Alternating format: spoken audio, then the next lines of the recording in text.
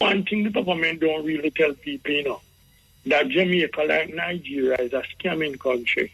And we make millions of dollars from scamming.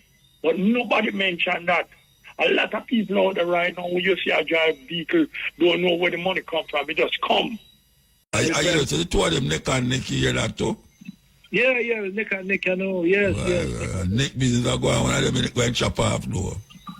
The election, serious election, serious election. Every election serious, man. Serious one. I see same thing I go on.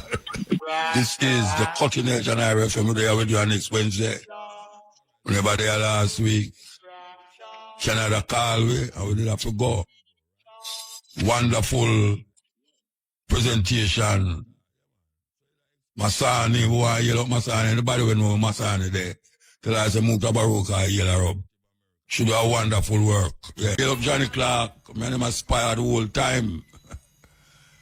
Johnny Clark, yeah man, you're about still, what you mean? We're pointed program tonight, yeah. We're gonna disturb whole heap of one, but listen. Yes, listen. When information come to you, you listen, and when you don't agree with, you take that out of your mind.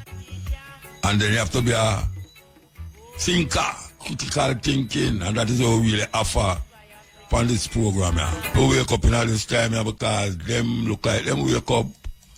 They have been woken up from ever since I live here. And when I say live here, I mean plan this planet here. And we still a dilly. Europeans are get themselves together. See them all fight one another to see who is best to rule the continent of Europe. Yeah man, white people are killing off white people. You don't see it. You know them tell you say why black people are killing off. Oh, black people love kill off themselves so. You want to tell me nothing. Don't tell me nothing. Because war are going in Africa. War are going in Europe. Amount of people are dead in Europe. It's not funny. I say we have some pointed reasoning that we want to put to the people them. Why you upon my Christian friend them? Christian friend them vex when we talk about some of them think. And this program is about thinking on the next level. Yes. Not the conventional level where you know about, but different kind of information is presented. First break. Yes, so there with you. So, we want to take you back in time a little and really talk about some things we used to talk about. I remember in the year 2000, close after the beginning of the millennium, closing at one, we created a lecture up at the university. We was talking about Christianity, the illusion of the African mind. And it the video too, I think, what them call it, CPTC did there, and them shoot it. The place was packed out. You have enough scholars of Bible from the seminary. I remember Chisholm did there, big Chisholm. Whole heap of ones. And I call in Lakim Samaj and Ibo Cooper for talk. Now, I got Canada and some people I remind me about enough things I say. And them never hear me mention them things again. I say, well, give thanks that you remember it still. So maybe you should go tell some people. I want to play this. And then I start to talk about what I want to talk about because it really boiled down to my Christian friend them. And the ones them who cuss me all the while. And tell them, they say, no listen to me. Because me are this and because me are that. And yet still when we go up at the seminary, because them invite me up there, Me hear them say, but it's the same thing we learn in the seminary, same thing. Me never go to seminary. No, me never go there. Me read the Bible. Me read other books. Me read history book. I'm a critically come out with certain perspective where most one of the feel say, boy, we must go to some university or not. All right, we want to play this. Hey folks, welcome to another edition of Questions Protestants Can't Answer. Today's question is, who wrote the Gospel of Mark? And how do you know? I'm John Martinoni, president and founder of the Bible Christian Society, and today's question is focused on the idea of sola scriptura, which is Latin for the Bible alone, or the Bible only, which is one of the fundamental pillars of most of Protestantism, that we can know all we need to know about our Christian faith and about Christian morals by simply picking up the Bible and reading. So this question, who wrote the book of Mark, is a very important question, because what it does is, if all I need to know about Christianity I get from the Bible, if the Bible is my sole authority in matters of faith and morals, which it is for most Protestants, how can they answer that question? Because nowhere in the Bible does it tell us who wrote the book of Mark. This thing right here at the beginning of the Gospel of Mark in Scripture that says the Gospel according to Mark, that's not inspired Scripture. That's put in there by the publisher of the Bible.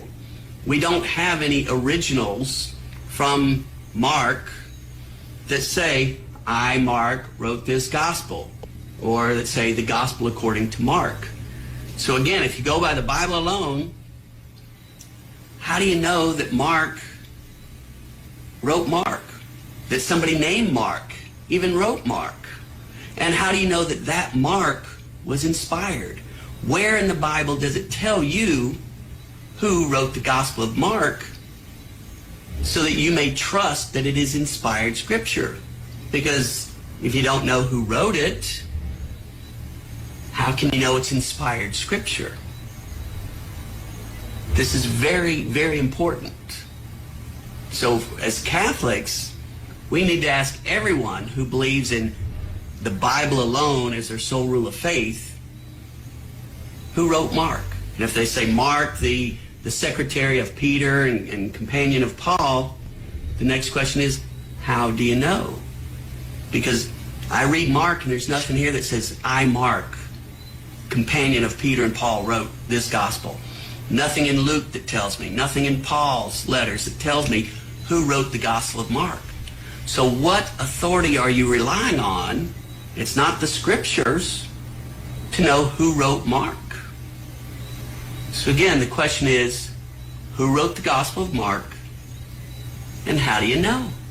Okay, so if you're a listener to Cutting Edge, we played a little clip there. For years we have played a clip there. Who wrote the Gospel of Mark? I went to carry it a little further. Who wrote the Gospel of Matthew? Who wrote the Gospel of John? And who wrote the Gospel of Luke?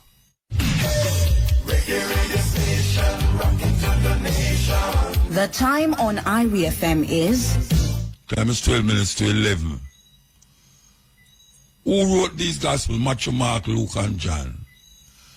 I want to know how much people out there ever ask themselves the question, including the ones who have studied religion up at the university, at the seminary. How come these people have English name? The people them who write the first 4 books of the Gospels, all them have English name. And I'm going to put it to you, and I want you to really check it. Most of the New Testament is centered around what Paul said about a man named Jesus, who him never know. Yes, him say it in the Bible, say him never know nobody named Jesus. Him hear about this man, but him never know him. Never know him. So all what Paul write about is where him believe in as a man who has searched for a spiritual awakening. But it is written in letters to different white people in Europe and around the area where they're there.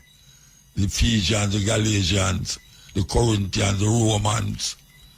All of these people, Paul sent a letter to them talking about this man and where him believe in as it relates to this, the man where him called Jesus. But him never know nobody named Jesus. He never hear about this man.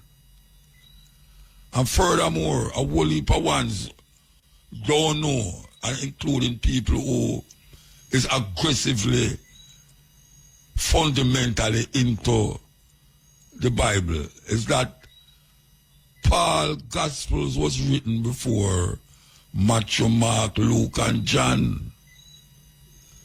I'll say that again, you know. Paul's Gospels was written before Matthew, Mark, Luke, and John. It will appear that it's Matthew, Mark, Luke, and John, then the Gospels of Paul. But it's not so. Because we still don't know who wrote the Gospel of Mark, as you hear the man say. Who wrote the Gospel of John? When I was a child, I hear say, Matthew was one of the followers of Jesus. No go so. No go so. All of what we are read is men idea of what them think of a man who them call Jesus. And the man who them Latin pan never named Jesus either. Or we get pure English. What is the translation of Matthew, Mark, Luke, and John, and Paul? Who gave us these writings and stamp it and say, this is the living testament of a man named Jesus, when none of the man them who write about him did know him.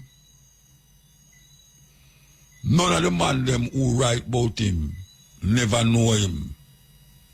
And the man who people turn to for them inspiration as it relates to Jesus Christ, him worse never know him. And if you don't believe me, go read it. How him know the thinking where him have come from, him have travel. And him get lit by I don't know if it's a spirit or a light. And him hear the voice that says, stop persecute my people. Because him was supposed to be a Roman citizen. Paul was a Roman citizen. And Rome was a prevailing government of the time around Jerusalem. And also it was a prevailing talk at the time about this man named Jesus. Will you remember named Jesus? Yeshua. We know in understanding and just going through certain lecturers and books and everything there, that none of these people who write about a man named Jesus never know him, never see him walk out on a coffin, never see him raise nobody from the dead, and never see him go up on a cross. None of them who write about it. Ask your intellectual pastor or bishop, because some of them maybe don't even know to, but through them I use a doctrine to control us, control we. Them continue saying it, and you know if you keep saying the same thing all the while, a whole heap of people going to start believe it, and it's going to start become true. They keep repeating the light become true. And them don't bring it to us like a mythology. Them bring it to us like it's a real story, like it really happened. Yes, a man feed 5,000 people with 12 fish and 4 barley loaf. We actually believe these things. especially black people. Black people hold on upon them story there. And when I come on and say, oh, you know, so Matthew, Mark, Luke, and John write where you read. Who was these people? And them start to find certain things for sure. You say, Mark was this, Mark was this, John was this, that. Yet still, Paul is the main one that guide Christian faith and Christian belief. And the man never know him because he never write nothing about the miracles of Jesus. Paul never write nothing about miracles. And if a man walk around a town and I raise dead and I heal sick and I do all these great works, him who are right about him must know him. I get him say never know him. Maybe the first of all if you never hear that. Go ask your person if Paul didn't know anybody with name Jesus. I hear about the man. Hear him. Him never feel him yet, touch him yet. And as a matter of fact, as we have said, where Paul write was written before Matthew, Mark, Luke, and John. Because Christianity belief is based upon where Paul said. And then the Romans them claim to them kill him and have him under the St. Peter's Basilica in a Rome. Rome is the one that guide Christian belief. Yeah, Rome guide Christian belief. And most of the things that them tell you about Jesus come from other stories that exist hundreds of years before the man who called Jesus did exist, according to them. Yes. You have 16 people that was crucified in other nations before 2,000 years. Before 2,000 years, you have a whole heap of people that was crucified in other religious beliefs and that was born of a virgin. Jesus is not the first person rise up that people claim was born of a virgin. Jesus was not the first person rise up that them say was crucified. Jesus was not the first person who them say was born on the 25th. As a matter of fact, anytime people talk about the 25th, them turn mostly to the Roman concept of the solstice. But them still give it. And it's scary to death, almost. For really decide, say, no go so. It's man, mind, man spirituality awaken himself. And him write down where he must say, like how Paul write to the Galatians, to the this and as a matter of fact, Paul contradicts a whole heap of them. First four writers then of the Bible. Paul, Matthew, Mark, Luke, and John. Paul contradict them, and Paul is the one now that talk about where the Jews them did about circumcision. Him say, sir, he not believe in a circumcision where a man cut off leisure a man penis and him something there. Yet still, a whole heap of nations, including Africa, did a circumcise them picnic. Paul said there's neither male nor female, Jews nor Gentile. Because I want to bring round people. The people them who that give credence so what we call Judaism did talk about circumcision and did talk about not eat certain things. Paul said not what you eat that defile you and all these things. So I tell you say the so-called, as a matter of fact, and them call it Old Testament and there's something named the New Testament. You know, sister, something funny.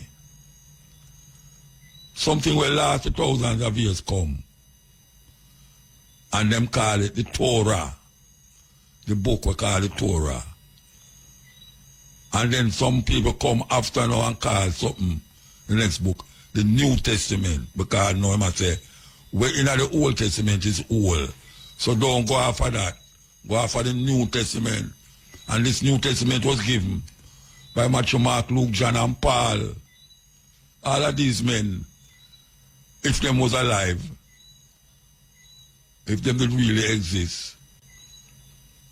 Because we don't know who write Mark. Mark are the first gospel. Out of the four, Mark are the first gospel was written. And I tell you this thing that if you pass is well knowledgeable, if you did go to one of the seminary them, or if you go to Bible school, like me know Chisholm and Ian Bowen and them man, they used to challenge me and all them really. If you have people like them, they will still look on church, sit the church. Go ask them if we Muta say, him just attack out time brains like Chima Madman and Chima Rasta. This is have nothing to do with Rasta, because I have some Rasta who believe it too. And if you ask them who was Mark, them can't tell you nothing about no Mark. How come all of them people they have English name? Them supposed to have Jewish name. Them supposed to have Jewish name. Paul was a Jew, but he become a Roman citizen and start persecute the Jews them. And I saw him have him delusion and travel and then start to switch now and say him now persecute them already, but he go create a religion around the Jewish tradition. He go create a religion around Jewish tradition and move with some of the old time talking where they do that talk. And him come up now with this. Yet they have so-called Christianity didn't exist before Matthew, Mark, Luke, and John. Yeah. You have Christianity that exists before Matthew, Luke, and John. Christianity there in Egypt. Christ is not Jesus' last name. Christ is not Jesus' last name. Christ means the anointed. And even David was seen as the anointed. But we have it mixed up. Black people have it mixed up. Because we choose not to investigate.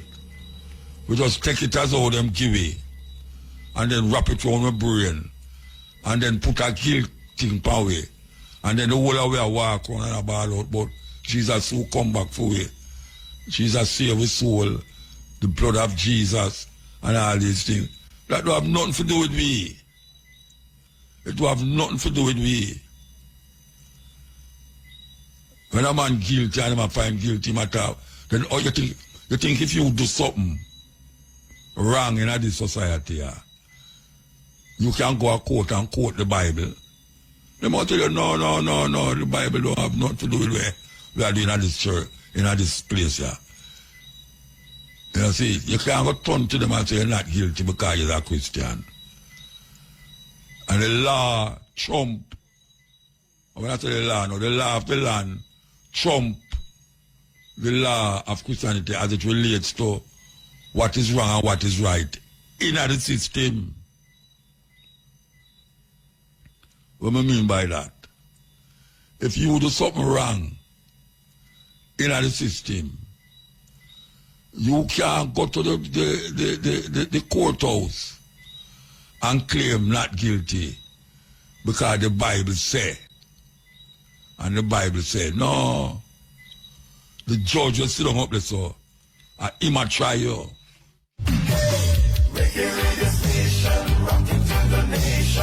The time on IRI FM is?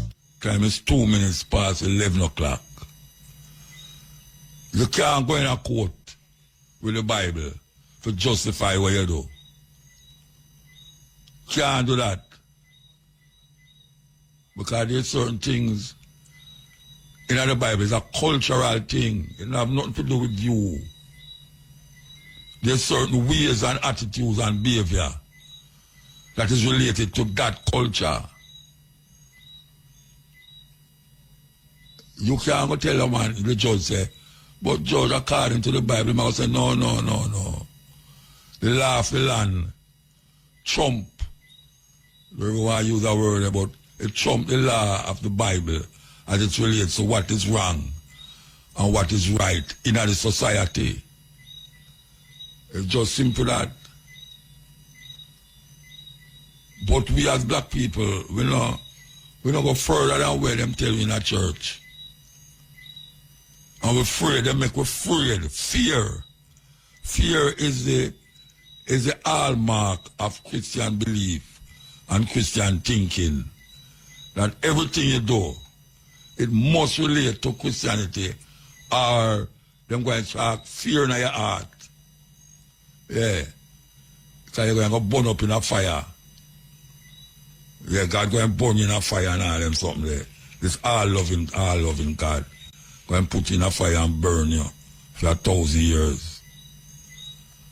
Bolipa Savior come for different races, different nation of people. Only Buddha, Krishna, can call out Holy for them. Jesus is just one of them where people conjure up in their mind and put it over there in the Roman Empire. Constantinople was like the capital of Rome, so them called Turkey and the Roman Empire. You know, so Turkey is in a 2 continent. How much I want to know that? Turkey is in 2 continents. It's in a Europe and it's in a Asia. Yeah, I talk off of when I read now. I talk off of when I experience. You take the boat from the Asia side and you take the boat and go over to the European side. Yeah. So it's not like, say, I talk highfalutin. I talk with my experience.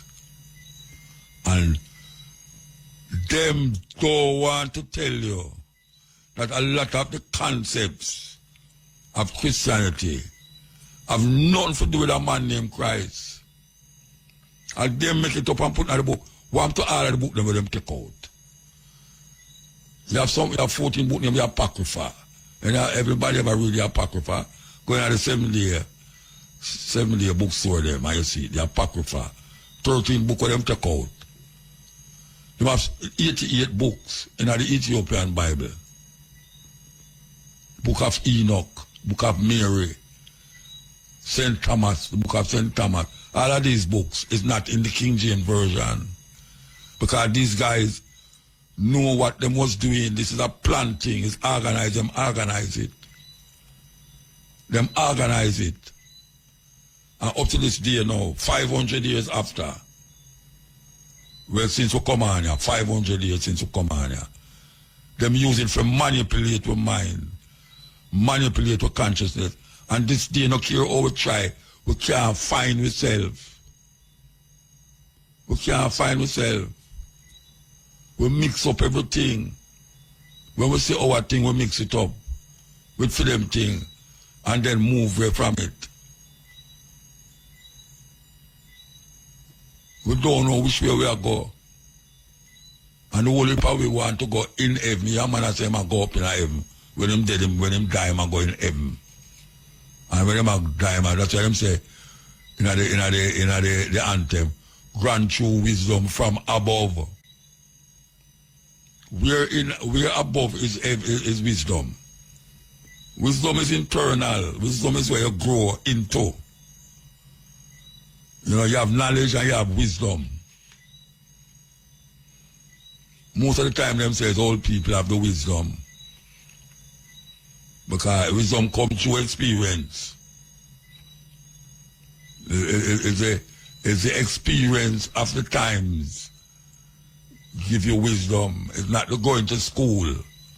Give you wisdom. You might go to school and get knowledge. And you use knowledge to move yourself into the world at hand.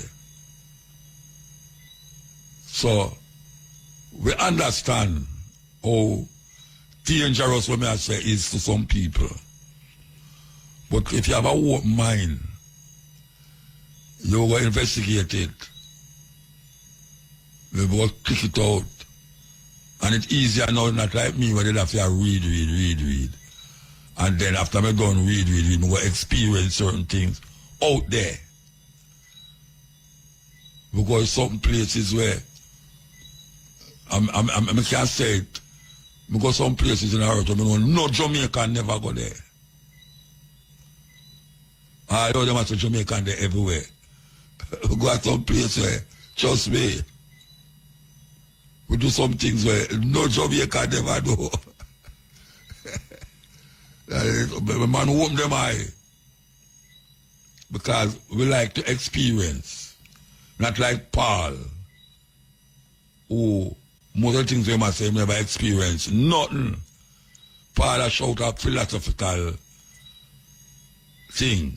Him philosophical. And him go amongst the Romans and him go amongst the Jews them. And him hear the reasoning about a man. Yeshua. Him hear the reasoning. And according to what him say, him get a awakening, a rude awakening, and develop a philosophy around the awakening where him get bright light shining in him face. And then him go back and get converted. Him get converted. So him according to where him say, him gone beyond Judaism, him gone beyond where the other man them did I say before him, and him become the leading voice of Christianity. There's no Christian, none, can quote them belief without mentioning Paul. What Paul say in a Corinthian, Paul say in a Galatian, Paul say in a Ephesians. Can't quote them unless them quote Paul. Because Paul is the authority of Christian belief. Paul is what makes Christian think.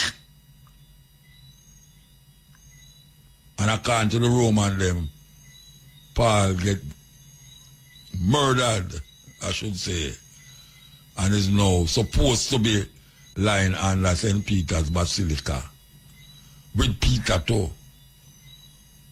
Because them say Peter was one of the devoted followers of Jesus. And him take out himself to chop up the man he is. A bad man. Bad man.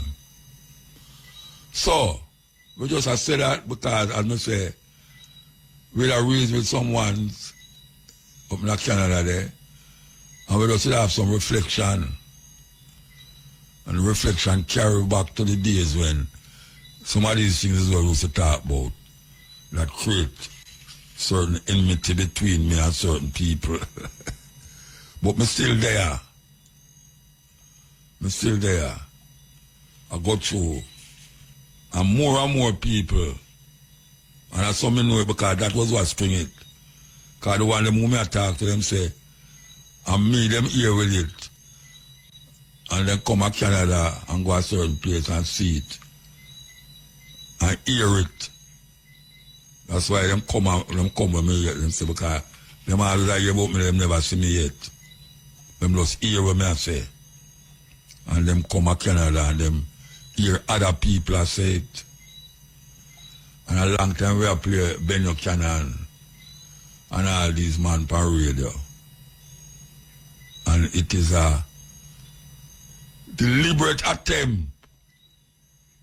Give thanks to tape, you know, and hard drive and computer and all the things that were necessary to just get information just like that.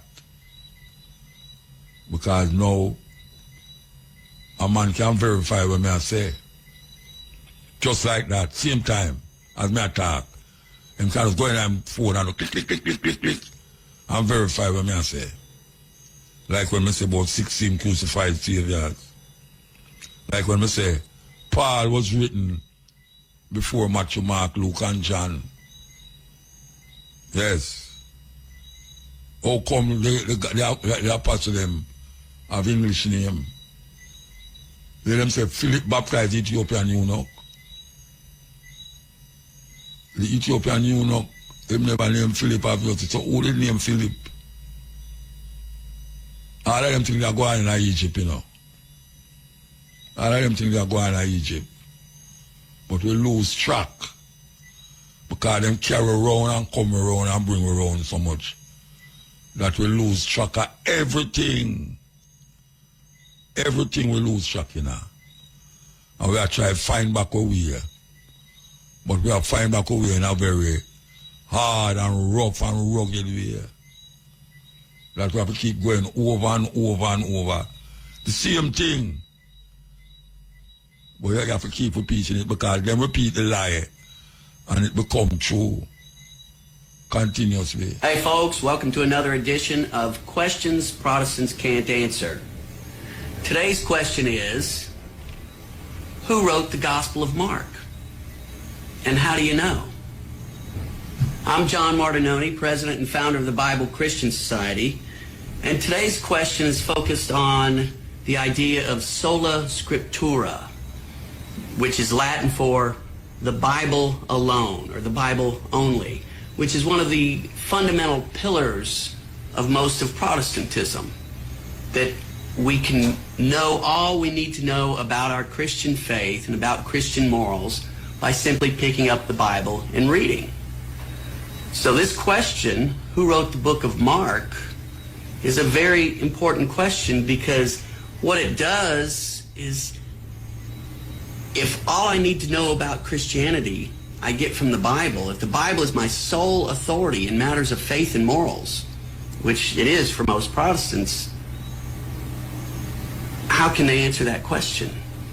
Because nowhere in the Bible does it tell us who wrote the book of Mark. This thing right here at the beginning of the Gospel of Mark in Scripture that says the Gospel according to Mark, that's not inspired Scripture. That's put in there by the publisher of the Bible.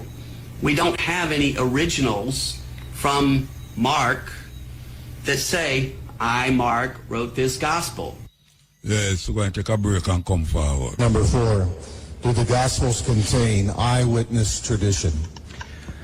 When I was a Bible-believing evangelical Christian, attending Moody Bible Institute, before I began my serious scholarship on the New Testament, before I began to read it in Greek, and before I saw what serious scholars of the world had to say about it, I was absolutely convinced that the Gospels not only contained eyewitness tradition, but that they were written by 2 eyewitnesses, Matthew and John, and by 2 people who were close companions to people who were eyewitnesses, Mark and Luke.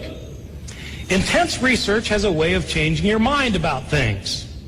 But I don't want you to think that this is a reason for you not to use your brain. Even if you are the most hardcore Bible-believing evangelical on the planet, you surely think that God gave you a brain. Use your brain. Craig and I will agree on this. God gave you a brain to think with. Apply reason. That's why God made you a human being instead of a slug.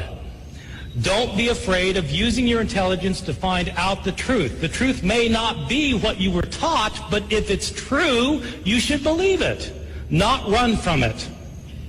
As I studied more and more using my intelligence as an evangelical, but also praying about it, I became convinced that the New Testament Gospels were not written by eyewitnesses or by people who knew eyewitnesses.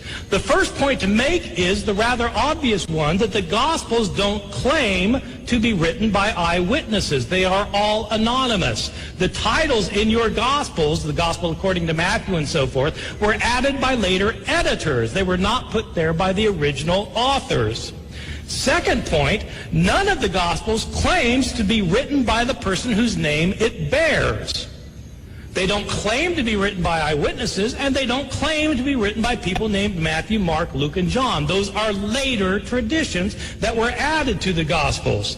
These traditions do not start appearing for about 100 years. Some people think that there is an early church father named Papias who attests to the witness of Mark and Matthew, but in fact there are very solid reasons for thinking that Papias, who lived around the year 120 to 140, is not referring to our Mark or our Matthew. The first time anybody refers to Matthew, Mark, Luke, and John by name is Irenaeus in the year 180, 100 years after these books were written. My understanding of the Gospels that they've come down to us is that they were anonymous and we don't know their names and they're not built on eyewitness testimony. But the important point that I want to make is that even if the Gospels were written by eyewitnesses, or even if they did contain eyewitness accounts, that would not guarantee that they were accurate. Think about our legal system today. Are eyewitnesses always accurate in what they report? If so, why do we have trials that call in testimony more than one eyewitness? If eyewitnesses were always 100% accurate in what they report, we wouldn't need law courts. If we wanted to know what happened, we would simply ask somebody. Eyewitnesses do not always get all the information right. But even if they did, it wouldn't matter because the Gospels of the New Testament don't claim to be written by eyewitnesses, and in fact they were not written by eyewitnesses. The Gospel writers were living 40 to 50 to 60 years after Jesus died. They wrote the Gospels in Greek. Jesus' language was Aramaic. These Gospel writers were living in a different country.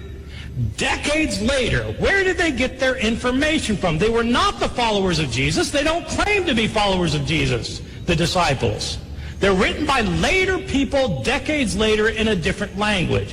Where did they get their information from? They heard stories about Jesus that had been in circulation year after year after year, decade after decade, down to the time that the gospel writers living in a different country, speaking a different language, heard the stories. What happens to oral stories when they are transmitted orally? They change. The gospel writers have discrepancies among themselves because the stories that were told and retold were changed over time, and the gospel writers themselves sometimes changed the stories. That's why there are discrepancies. That's why scholars might be able to tell you generally what Jesus was about. They can list 8 things that Jesus did, but they can't tell you the details and agree. Why can't scholars agree? Because there are so many discrepancies that the Gospels are not reliable. Balancing the truth. Man called Maccabee, I have a dream. Religion that we are dealing with tonight. And an old priest said, "Speak to us of religion." And he said, "Have I spoken this day of aught else? Is not religion all deeds and all reflection? And that which is neither deed nor reflection, but a wonder and a surprise ever springing in the soul, even while the hands hew the stone or tend the loom. Who can separate his faith from his actions, or his belief from his occupations? Who can spread his hours before him, saying, this for God and this for myself, this for my soul and this other for my body? He who wears his morality, but as his best garment were better naked. The wind and the sun will tear no holes in his skin. Your daily life is your temple and your religion. Whenever you enter into it, take with you your all. And if you would know God, be not therefore a solver of riddles. Rather look about you and you shall see him playing with your children. And look into space and you shall see him walking in the cloud, outstretching his arms in the lightning and descending in rain. And you shall see him smiling in flowers, then rising and waving his hands in trees. Yes. Man called, well, Khalil Gibran words. Khalil Gibran, the religion, out of the book name. The Prophet. There were 15 major theological religious movements in the world before Christianity that taught exactly the same identical story of a Messiah who came to the earth, who was born in a manger, who died on a cross, who had 12 apostles, who died with a crown of thorns. Are you aware that there were 15 major religions that had the same identical teachings of Christianity? Most people aren't. And I'm very suspect of a 16th religion, which is copied off of 15 previous religions, and I am told that this one is the truth. I become very suspect. Of course, God's son, S-U-N, the Egyptians said had an evil brother. He was the prince of darkness. And he came out at night to rule the world. When God's son died and went away, the world was in the hands of the prince of darkness. And his name was Set. And he came out at sunset. The Egyptians said that that newborn son that came up every morning, his name was Horus. In Easter, we have Easter sunrise services, Horus Horizon. That's where we get the word horizon. I'm saying that there are 15 major religions in the world before Christianity that have taught the same thing. It is a very ancient, old story. That's why the Bible's called the greatest story ever told. The courts of law give us the chance to judge innocence and guilt. But is guilt reduced or removed by the passage of time? That's the question raised by our next document.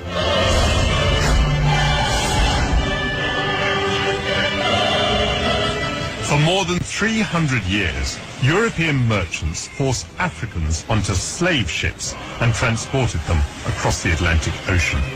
And Britain played a huge part in this human trade. British ships carried around 3 million slaves to America and the Caribbean, where they worked on plantations, helping to build the wealth of the City of London. The trade made many organizations rich, and I've discovered in the archives that that includes a very surprising name. God Almighty has set before me the abolition of the slave trade. So wrote the great reformer William Wilberforce. And yet, during the 18th century, there were slaves in the Caribbean who bore branded on their chests the word society. This 1817 register of slaves in Barbados reveals that society means the honourable and reverent society for the propagation of the gospel in foreign parts, the missionary arm of the Church of England. And here is that society listed as owning some 400 slaves.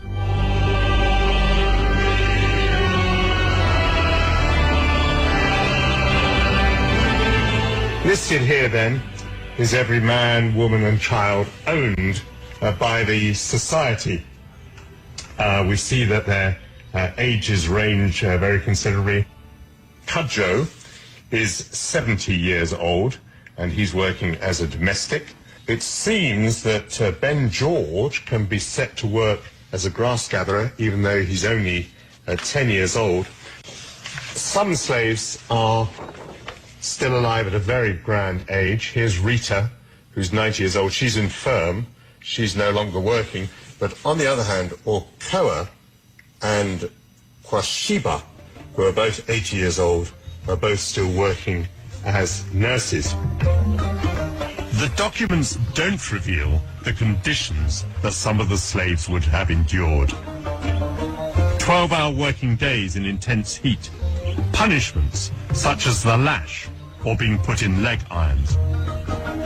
For the slave owners, like the church, it was the profit of the plantation that mattered. These pages bear the musty smell of their 200 years. And all right, we're going to take a break from this and come back after the 12 o'clock signal. Brothers and sisters, this is Chance. John. Blessed. Yes.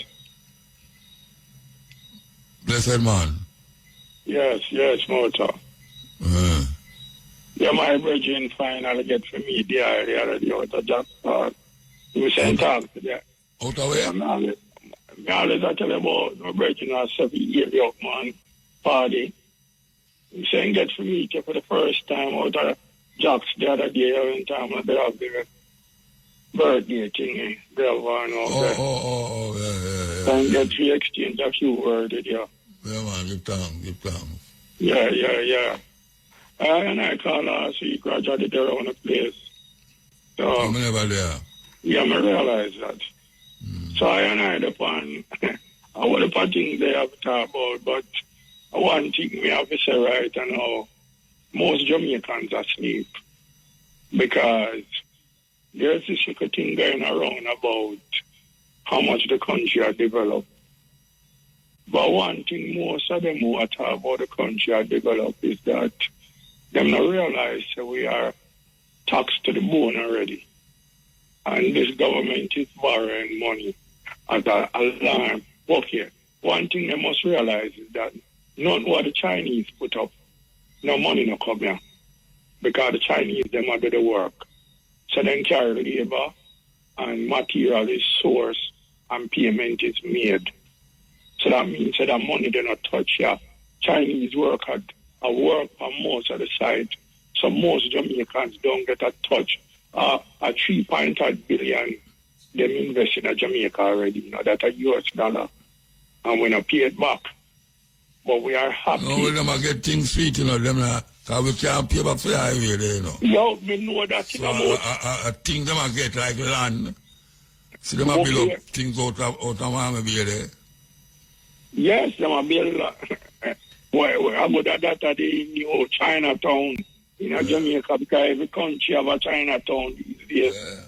And what happens is that Jamaicans don't realize we have to pay that back, right? And how them are planning to raise the toll. It is being discussed right now. That boat highway, the 2000 and so on. Not for the express one.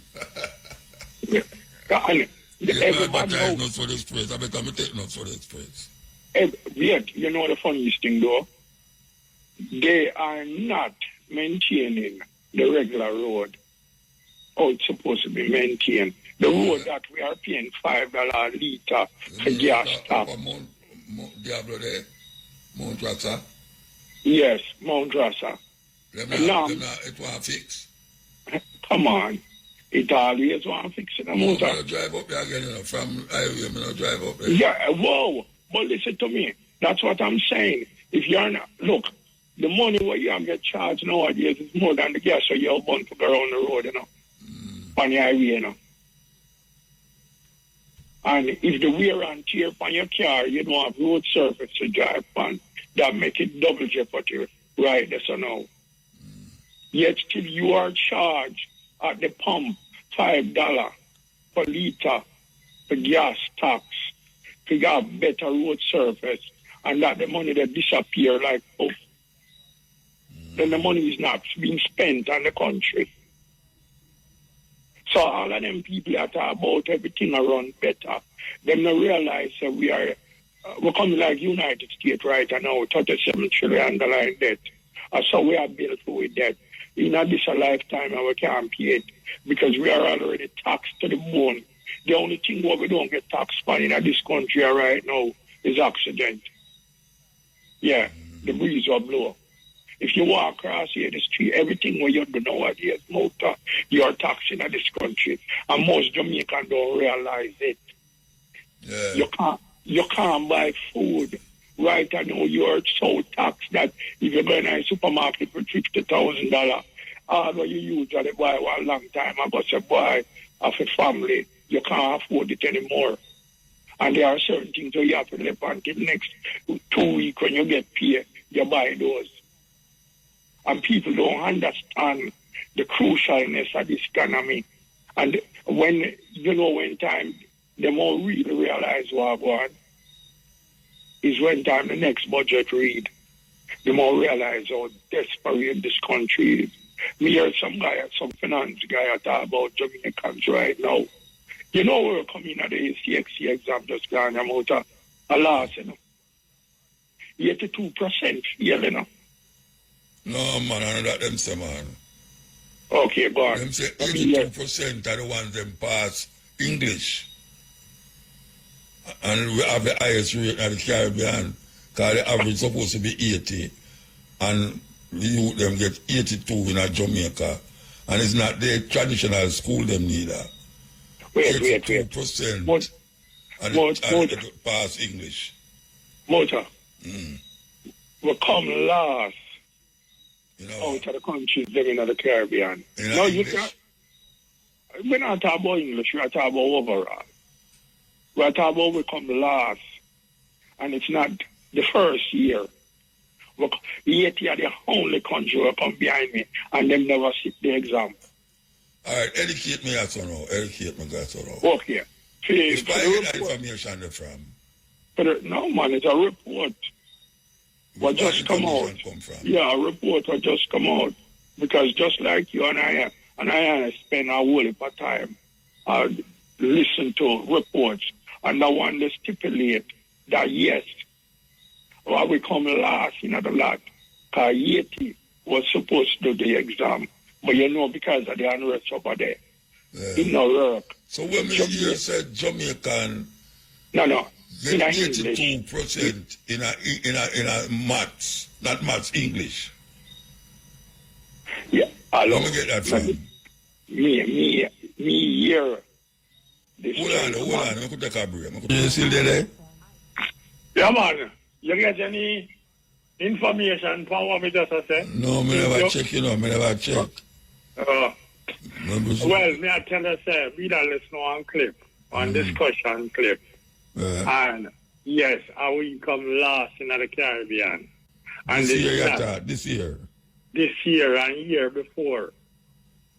You say something, me don't listen to one of your clip, where you say Jamaicans prefer on social media to gyrate than literally do anything creative. And you did sing one song then called Dance. Yeah. That has become a reality now in Jamaica. It is a reality. You know about the school the other day where them, I don't know whether somewhere there, and the man them literally tell us, the people them feel so miserably that the government actually intervenes. So kids now go literally go over in the next classes unless them can pass them reading test, them this test, them that test, them now go literally go. Because kids are left school dumber nowadays than when they enter, And that is not something where me ask you about. That is something where me know. Me work with kids for 20-odd years. And when me tell you, some of my time out, when time I question them, I wonder. Although me the brainwash in a school, me still could remember the Santa and I Pinter, the criminal Columbus, 1492, saying come on New World, 1494, saying end up at Jamaica and all of them crap there. 16. Yeah, I could remember everything at my age. Yet till you them were just come out of class with my ask them a question and let me tell you, forget it. Them in this world when it comes to education. And this is what is happening right now in a modern Jamaica. Most people don't look at what is going on. Them just run with the crowd. Then I realize how broke we are right now, Here's some financial people are talking about Jamaica. So right now, okay, we're brain trained already. I mean, so we lose nurses and doctors and we qualify people them like it a go to water. But that beyond the fact is that everything on your business nowadays is going to be literally run by foreigners. We are only going to be here buying food. And the most we can do is sell on the street. Because most of the business that is owned by Jamaican nowadays, Jamaicans stop support them. Them prefer go the Chinese. To support the Chinese them. I never see a bunch of self-hating people in the world like my countrymen them. Them not respect nothing what them call nationality. So Mr. China the man for them, man. Them not care motor. And the next thing what them worship is the Almighty dollar and the United States. Because even though them put on must $250 US and the wow, a new thing just hit. I don't know if you get it. But the man must say if you're coming out the United States and you're literally $40. 40. No, how much? 15,000. Yeah, as bond. As bond, 15,000 US as bond. Come on. Most people forget about US and start investing in them country. But not tell Jamaicans that tomorrow morning if they give a visa, everybody run Ghana embassy. I don't know what's going on in my country. And the political party, them just have the people them brainwash. And my brethren, them call him Bro God and him so feel good about his name. Him feel good about that. Him feel him Bro God? That, not that. A long time I don't hear them call him so. Yeah, wow, no, every day I see that. Oh, me up on TikTok and them place there. Okay. And me get, you remember the first time me talk about them bus there? Yes, the bus them are in traffic with the door on the other side, not only the back.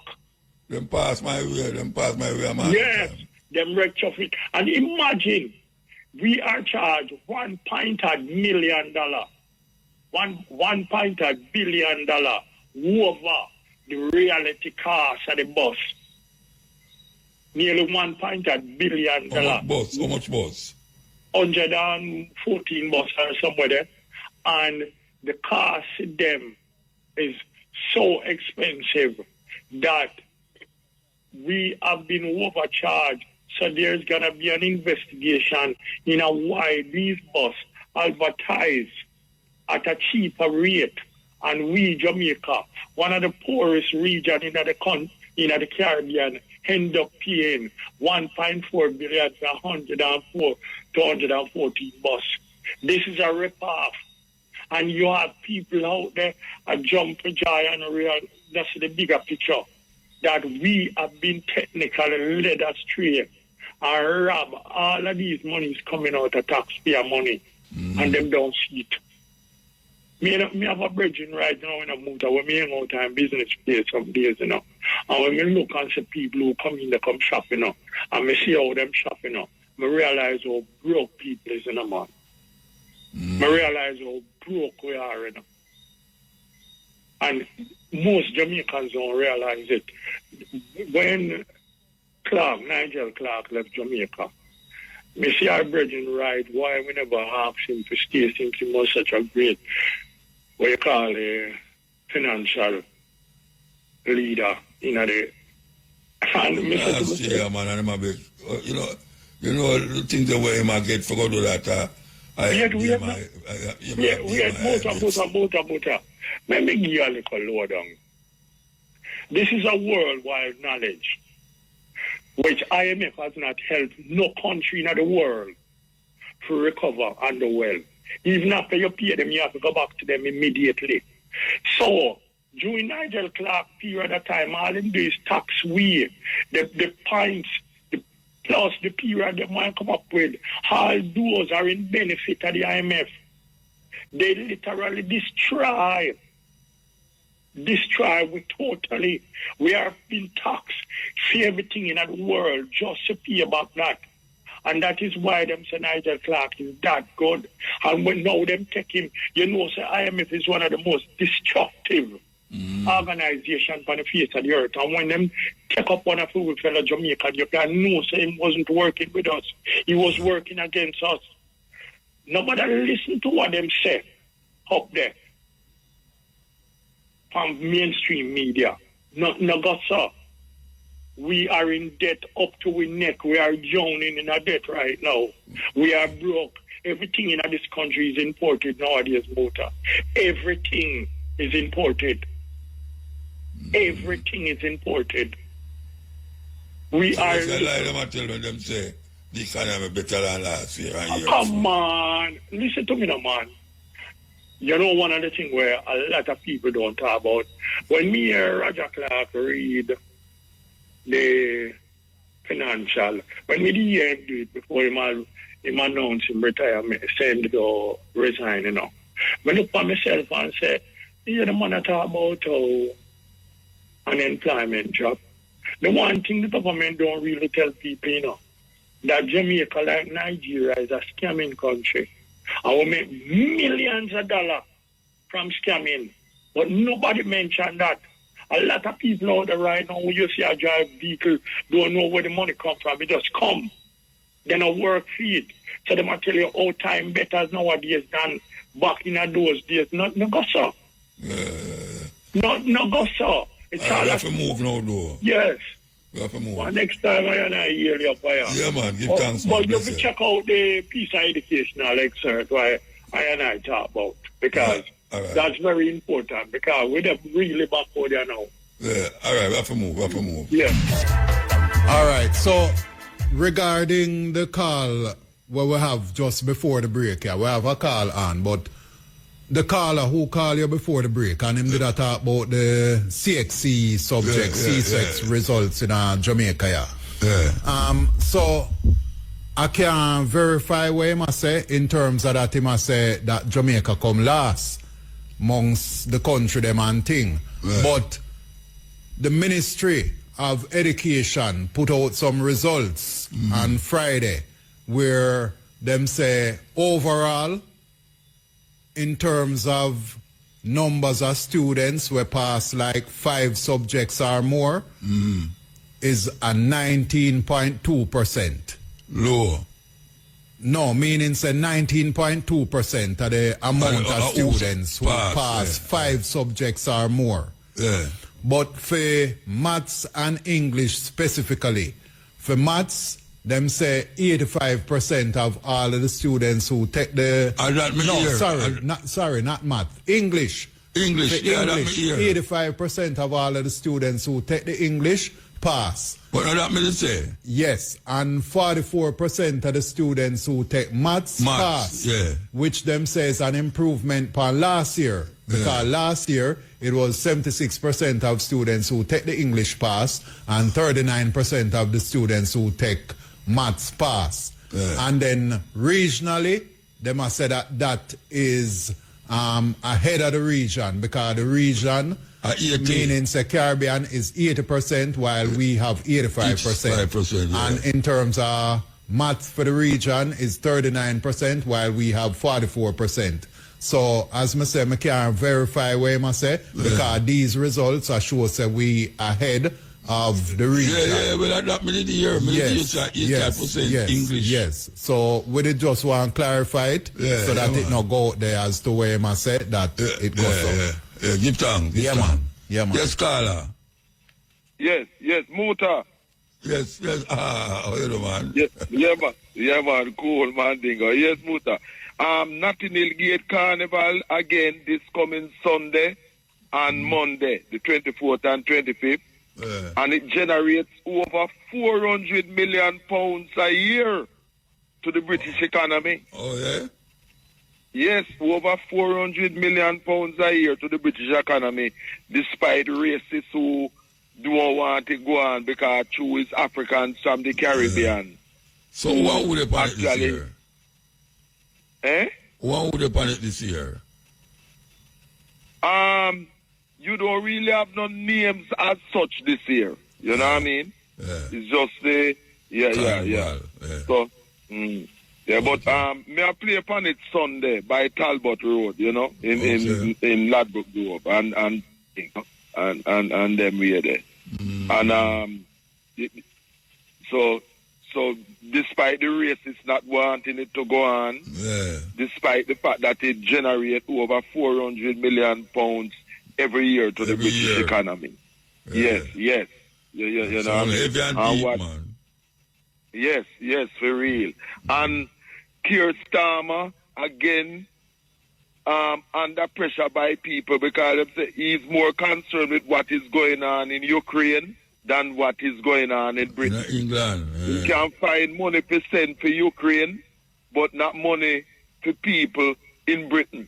You know what I mean? He don't have no money for people in Britain, but he can always find billions to send to people in Ukraine. You know what I mean? That type of situation. And so overall, in Britain, what do people must say about that between Russia and Ukraine? What do they say about it?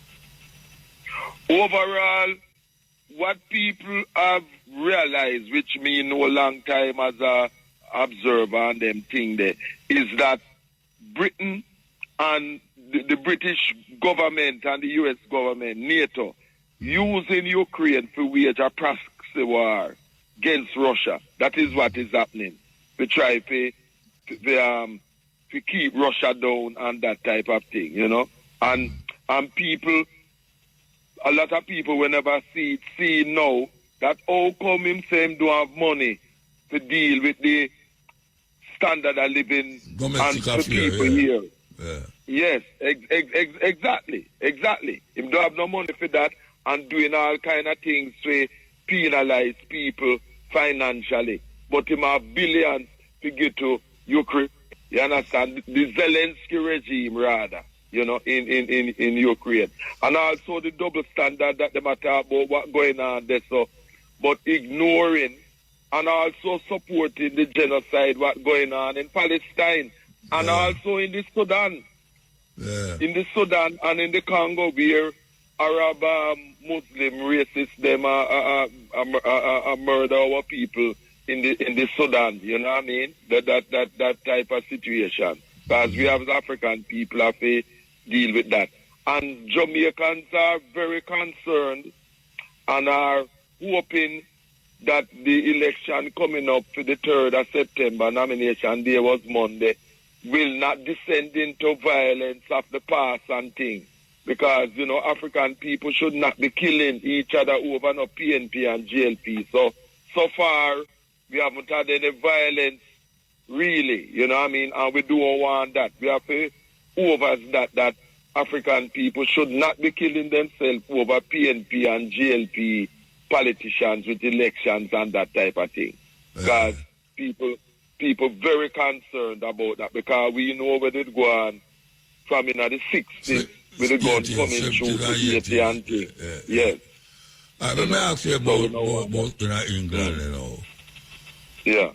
All right. The festival, them are going still. I don't see in Europe, them are going. No, man. The festival go on, man. The Reggae Land Festival. Yeah. World record.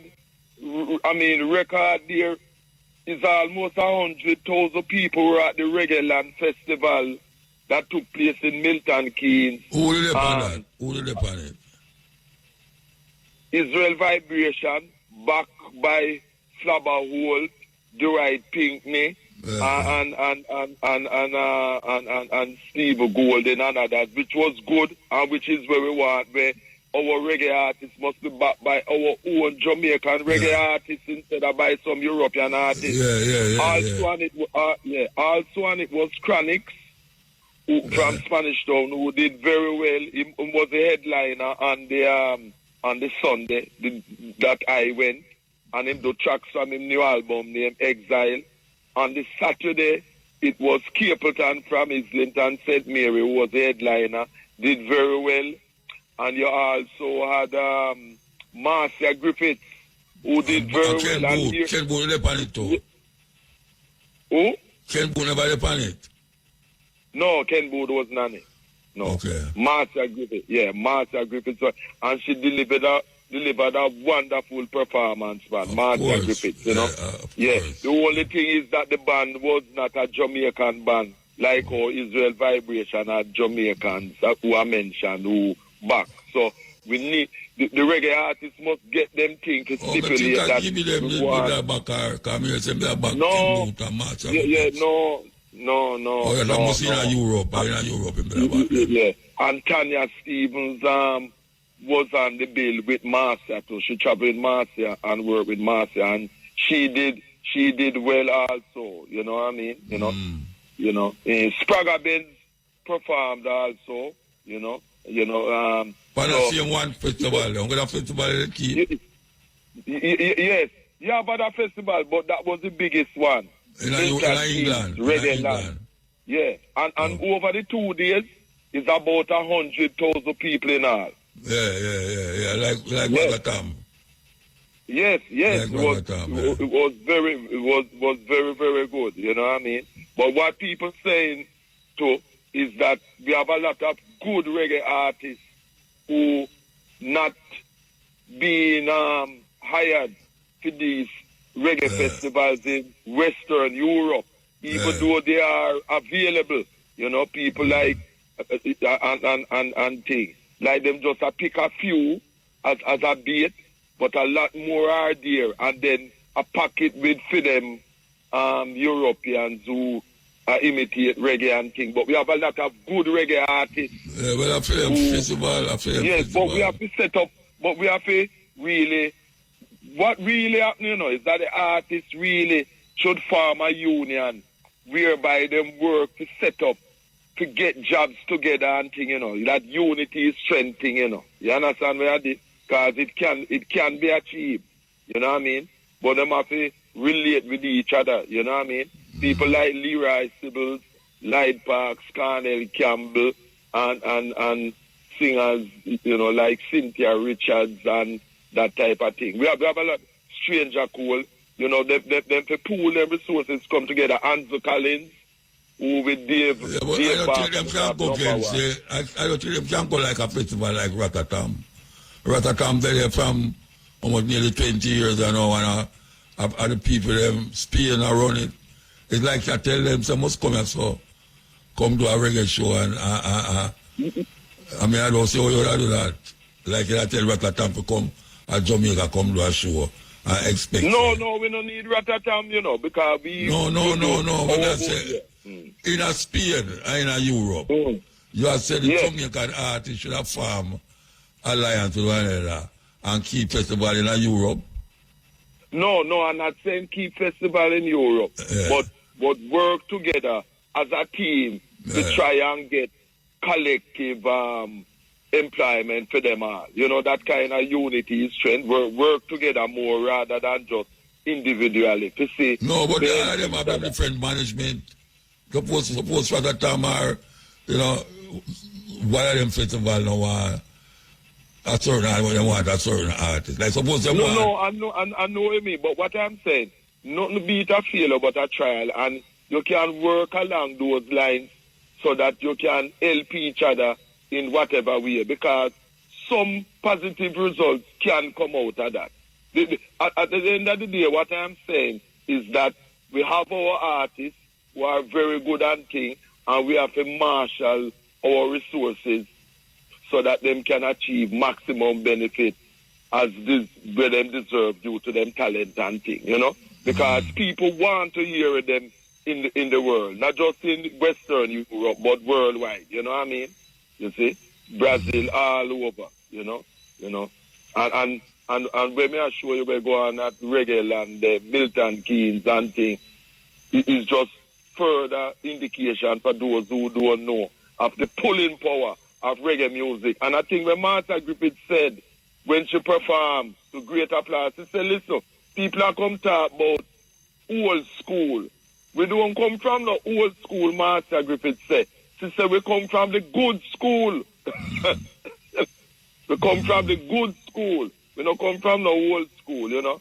And me like how Chronics, I keep the reggae music going by doing good reggae music, good new reggae music. Some of the tracks from his new album, really, really good, you know what I mean? Sure say reggae music, you know, still have that potency and power for rock people. Well, most of the festival, them a reggae festival, and them still have Jamaican artists a tour said we. Yes, you know, for real, you know. But as we say, we want more of our people as the musicians who make the music. And I must say, condolences to the family of Barnabas, engineer from Channel 1, and drummer who was start drumming by Sly, who passed away Friday in Jamaica. You know, he was ill. He had diabetes. I'm a brethren from Channel 1 days, Barnabas, and he was also a DJ too, and thing. You know, he died on Friday there in Jamaica. He used to live off Maresca Road, you know. He had diabetes in past. Great engineer and drummer who would slide it, you know, and thing, you know. Yeah, man. Right. You know. Yeah, right. Yes. And you have on Thursday too, you had a virgin from Spanish Town by the name of JB Senior, who was responsible for Greensleeves becoming a top reggae company in the world, because when Greensteel started around 1977, it was JB from Spanish Town, who lived in Shepherd's Bush, who actually got the first set of Jamaican artists for them to be able to release their music and that type of thing. He passed away on Thursday, the 14th. My good brethren. And he used to work with Jukes, Junior Delgado, and do productions and that type of thing. JB. He used to popularize a sound from Shepherd's Bush named Sir Jesus, and run Sir Jesus' shop on the Gola Road in Shepherd's Bush. My good brethren, JB Senior and thing. And I think Muta, Jamaica, as the brethren was talking earlier, we have the fertile side to produce food for ourselves. One of the biggest problems that we have in Jamaica is that we're not using the fertile soil to produce food. The too much import of food and other things is what is causing serious problems in Jamaica. We have the good soil. This import from the start of the program, very bad. From the start of the program, that we have pushed on the radio. How long? Yes, I know that. How long? It's not that we have the land, and the land is fertile. There's no need to be importing this poisonous junk from abroad and that type of thing. And then people wonder why the cost of living in Jamaica is so high, the exorbitant prices. But it must be. Marcus Garvey Jr., our teacher at technical, used to say, we must feed ourselves by producing what we eat. And the same thing must go for Africa. But you see all the IMF and the World Bank, Nigel Kaganti, them don't want our countries, Jamaica and the others in Africa, the Caribbean, to be self-reliant, that we feed ourselves, because that does not suit them. They want us to be in a state of constant dependency. See, IMF and World Bank is designed by racist European imperialists to keep African. We'll start the program. We'll later talk about rising up Africa, because Trump rise up film country, that's why we must depend on him. Exactly. And anybody who you depend on for food, own and control you. Of course. Whoever feed you is your master. You have to do what them say. We must cultivate our own food that we eat and get rid of the IMF and the World Bank, because they are designed to keep Africans in eternal slavery and enslavement. And as your show say all the while from time, stop push that and cobble to the same thing. We know that. See all in Africa, them have all in Kenya and some countries, Uganda, them want we to export flowers to them. Our people not eat flowers. It's food we want to. That's why they are against Mugabe.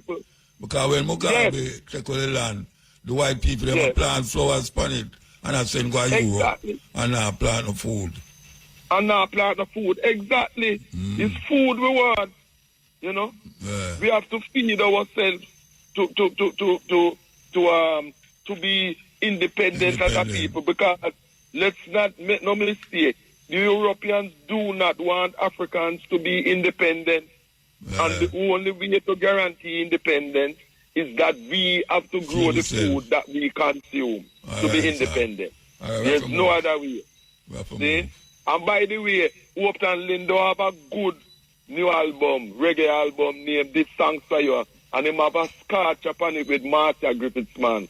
Combination, House is Not a Woman. Master Blaster reggae album. And AJ Franklin from Joseph Uto have a brand new album named Frankly Yours. See? So you and Shane and all of the rest of the people keep on keeping on. And we Africans will remember Marcus Garvey 138 was just the other day. Sunday gone. We must make Marcus Garvey vision be a reality. IRFM celebrate it. Me know that, man, every time. All right, so keep on keeping on. Yeah, man. Yeah, Muta. Blessed. Yeah, man.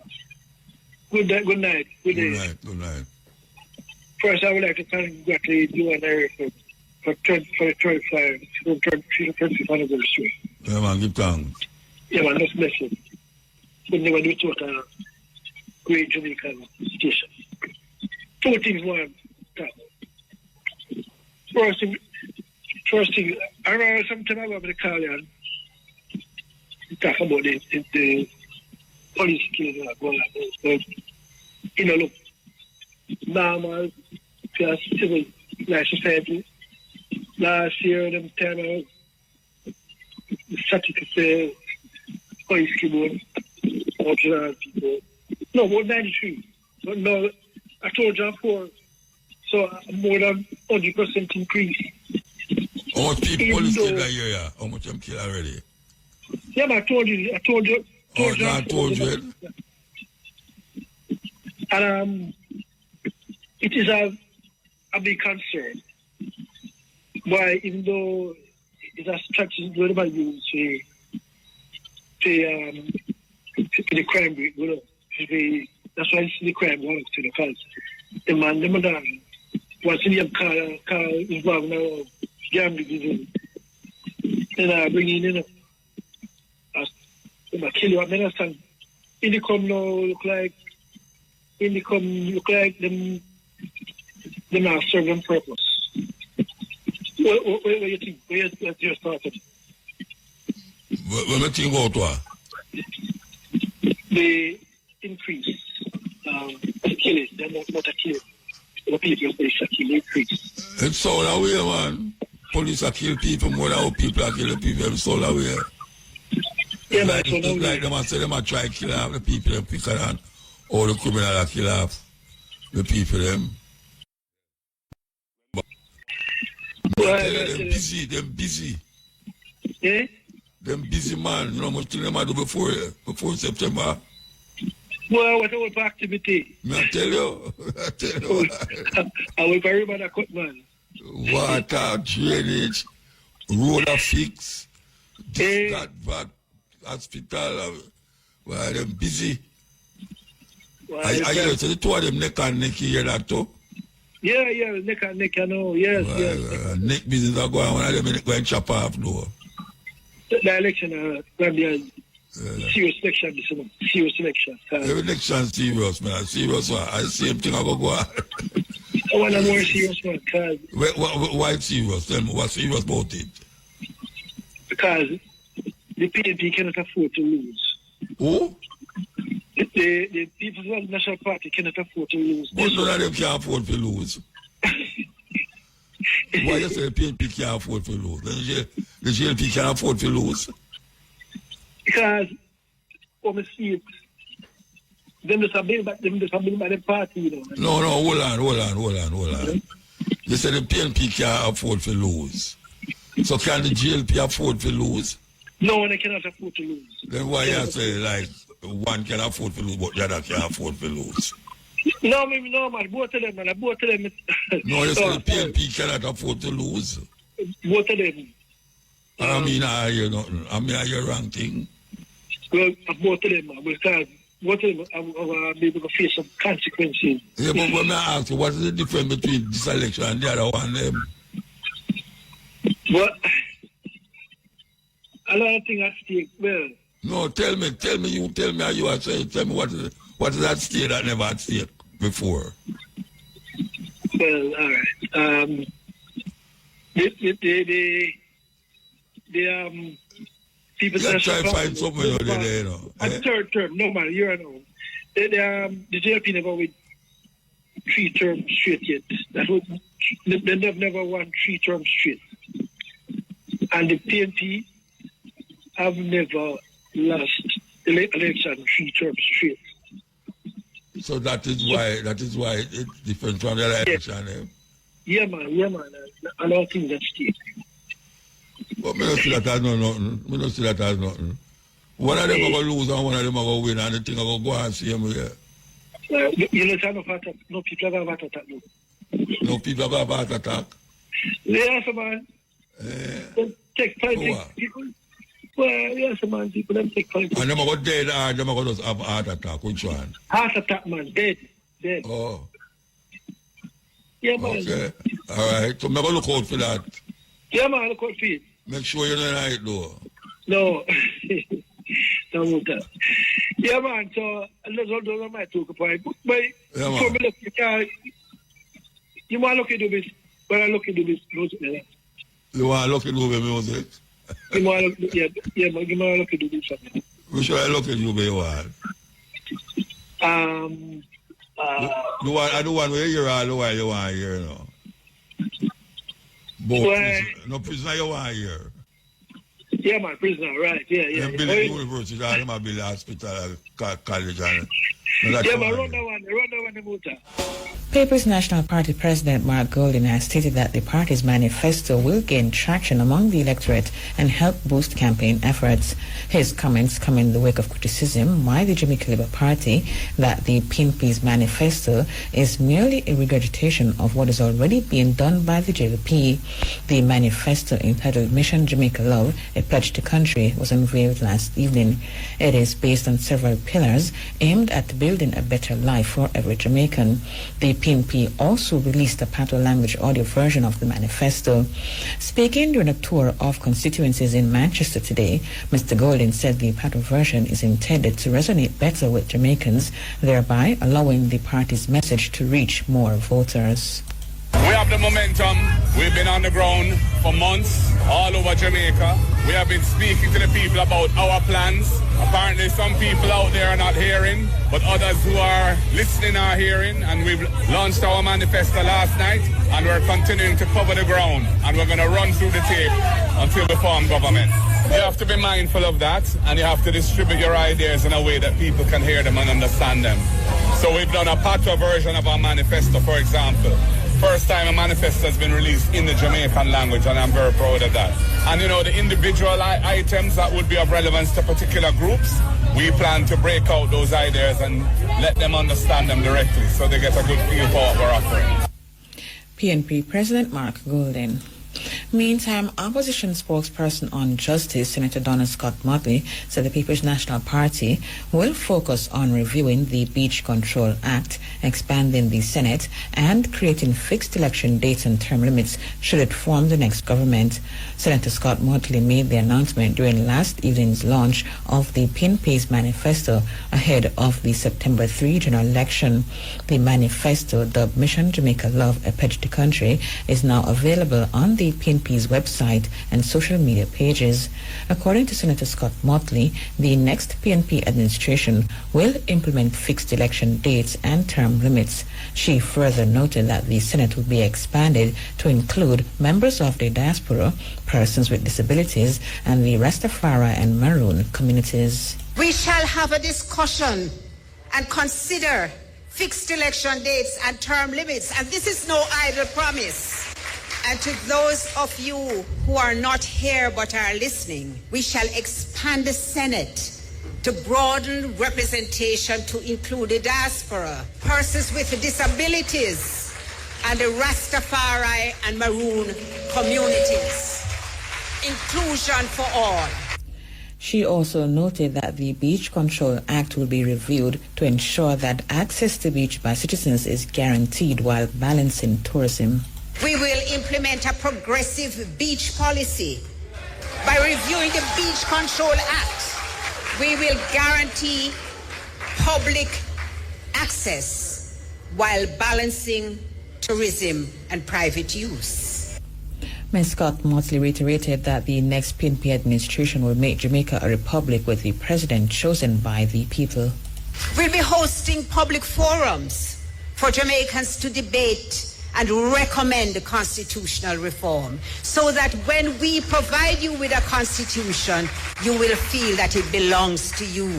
We will be implementing school and community outreach programs because that's where it all begins, with our children, as we build a new nation alongside them. Of course, we'll be launching broad public education and awareness campaigns, all aimed primarily at the outset with replacing the British monarch with a Jamaican president chosen by the people and accountable to the people.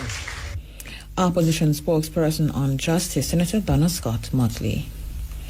Jamaicans are being urged to consider performance and achievements instead of emotion and tradition when they decide on which political party should form the next government. Jamaica Labour Party leader, Prime Minister Dr. Andrew Holness, said while the phrase third term has been bandied about in recent weeks, he is not asking for a third term. He told party supporters that what he seeks from the electorate is a vote for a government that has performed.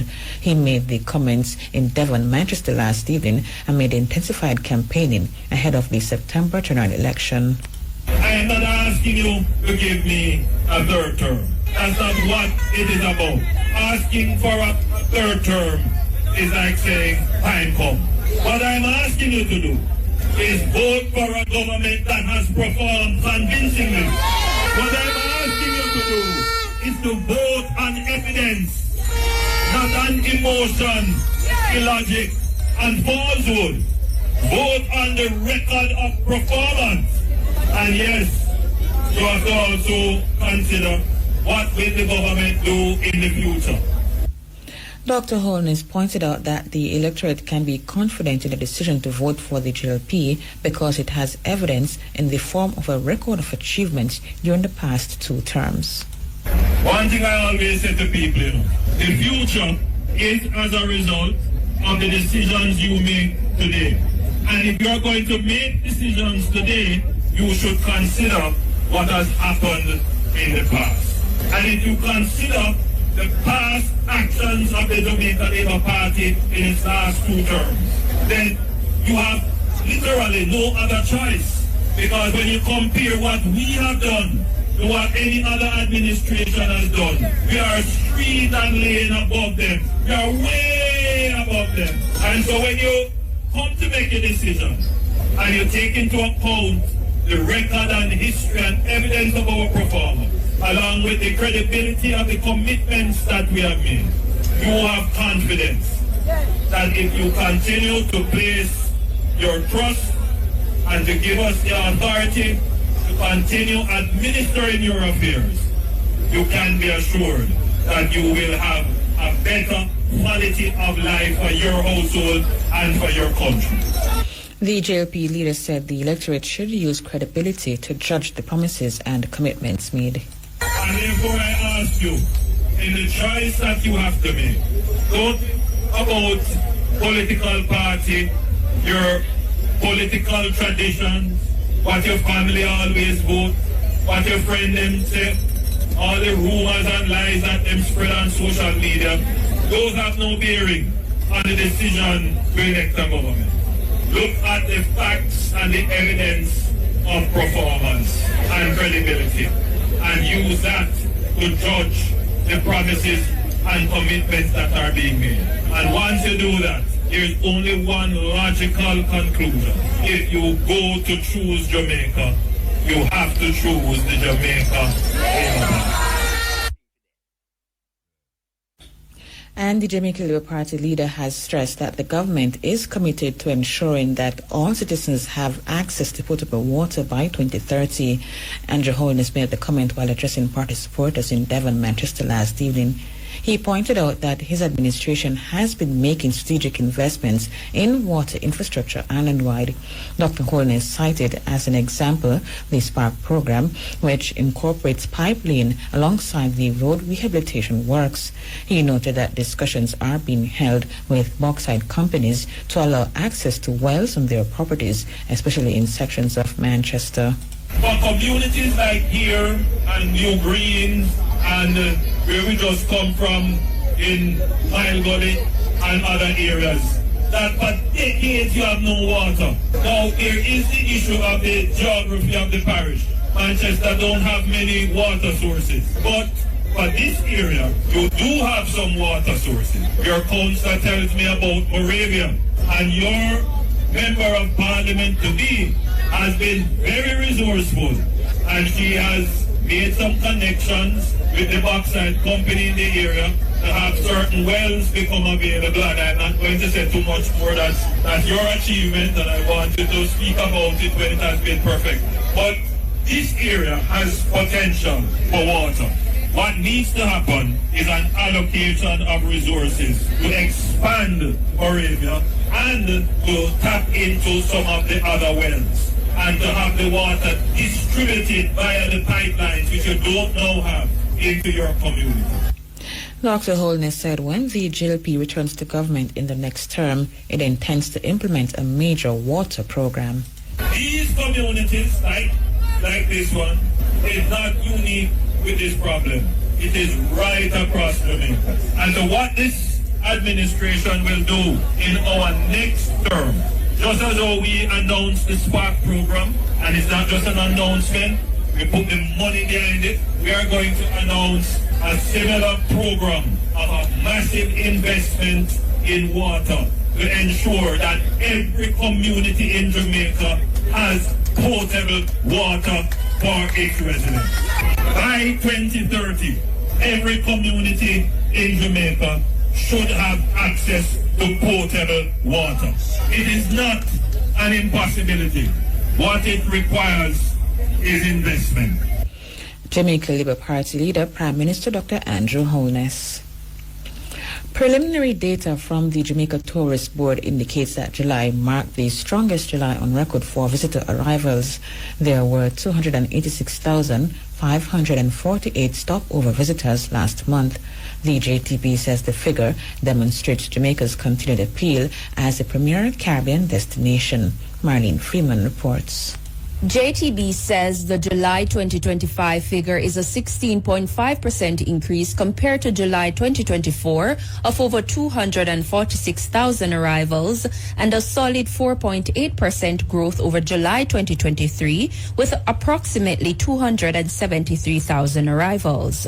Tourism Minister Edmund Bartlett has welcomed Jamaica's arrival for the month of July, stating that these exceptional numbers reflect the island's unwavering position as the Caribbean's most sought-after destination. He stated that the 16.5% month-over-month growth showcases Jamaica's tourism industry's robust destination assurance program, remarkable resilience, and the effectiveness of strategic marketing initiatives. According to JTB, the significant growth over both the previous year and 2023 levels indicates robust recovery and expansion in the sector.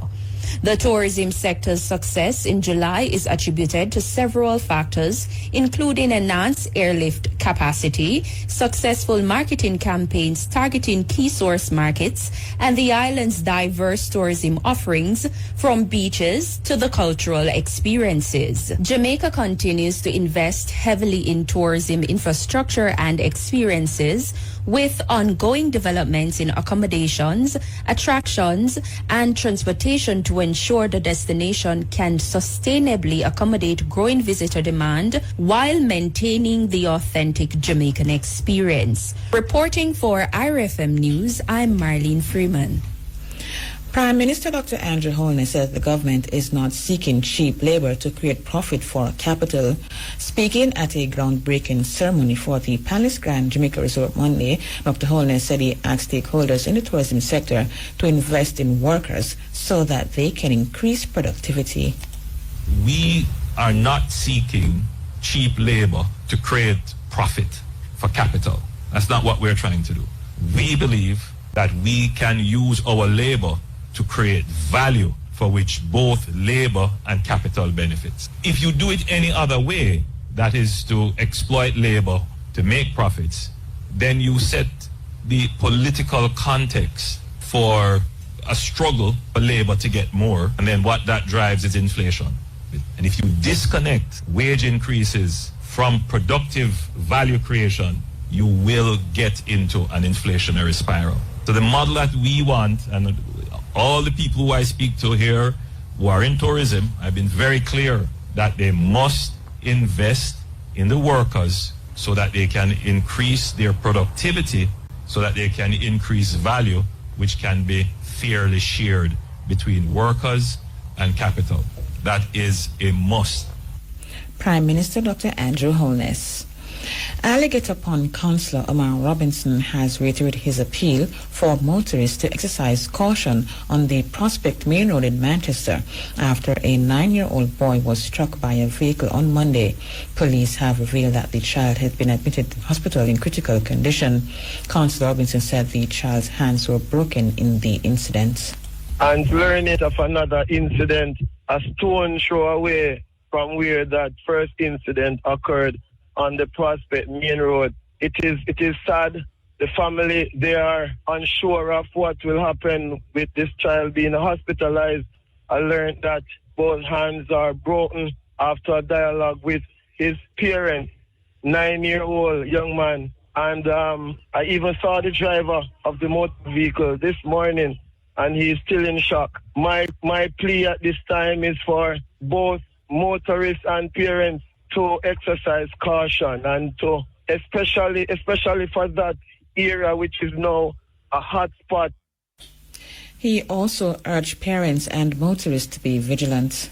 We learned of a speed limit that I'm still questioning at 80 kilo. Drivers, the area is a built-up area. It's an area that children traverse to and from districts by crossing the road. It's an area that you must realize that you're close to a school zone and the children are on holiday. So we are complicating the situation by not being vigilant. And all I want is for parents to be vigilant, and I want motorists to be vigilant at this time. I've been in dialogue with pastors in the area, and we will have a prayer vigil very soon just to take charge of that area and have it sanctified and have that area blessed, because I am not pleased right now with all of these incidents happening in less than a week. And I plead for the parents to be more vigilant. Make sure that you are supervising the children. Make sure that you know their whereabouts and warn them about the safety of using the street.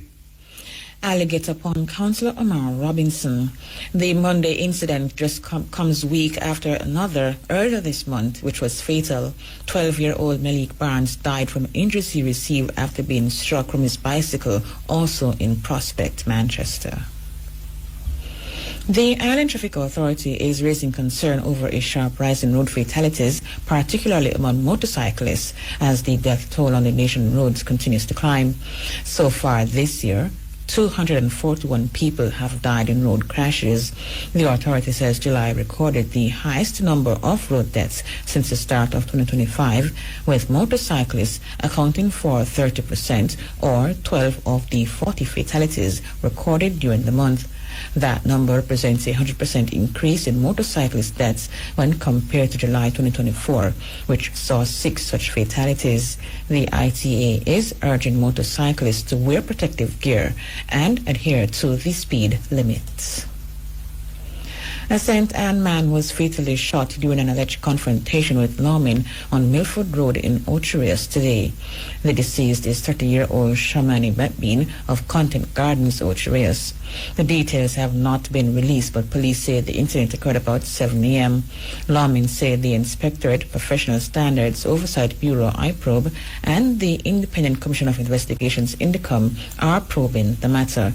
According to INDECOM, 196 people have been fatally shot by the police since the start of the year. Graduates of the Northern Caribbean University are being implored to consider the support they got while pursuing their studies and now to pay it forward. The appeal was made by former Dean and Executive Director of the Inter-American Development Bank Group, Jared Butler. Mr. Butler was delivering the main address at the second commencement ceremony of the 2025 graduating class. He reminded the graduates that it is a blessing to be recipients of a bachelor's degree.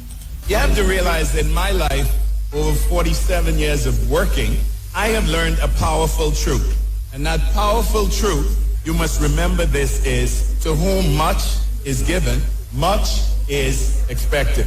You are now among the proud few in Jamaica and indeed the world who have achieved the university baccalaureate degree.